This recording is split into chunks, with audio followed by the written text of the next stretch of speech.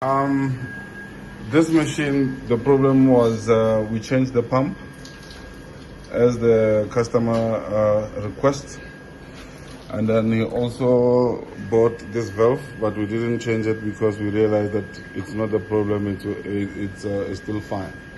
So the problem on the machine is the solenoid. So the water, the clean water, it still goes to the machine even when the machine is off, and then it still goes to the waste. So these two solenoids, they are dead.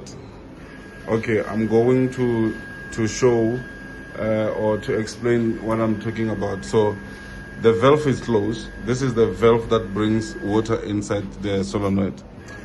Then this is the pump that is pushing water to the system. So this pump now is not running. Don't mind the sound. The sound is caused by that pump down there.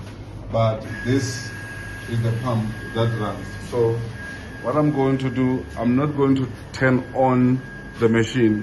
What I'm going to do, I'm just opening the water here. And then you will see the pumps run.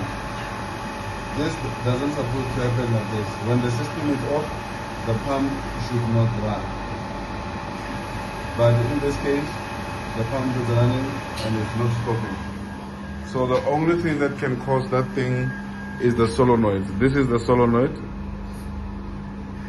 for inlet coming water. That means it's always open. So the water, it comes even when the system is off. And then the water, you can't see, but a little bit of water is going inside the tank. You can hear it now. Concentrate, which is the wastewater, is going out, and it's too much water. So we are losing water without nothing. So that means also this is the solenoid. It's not working properly.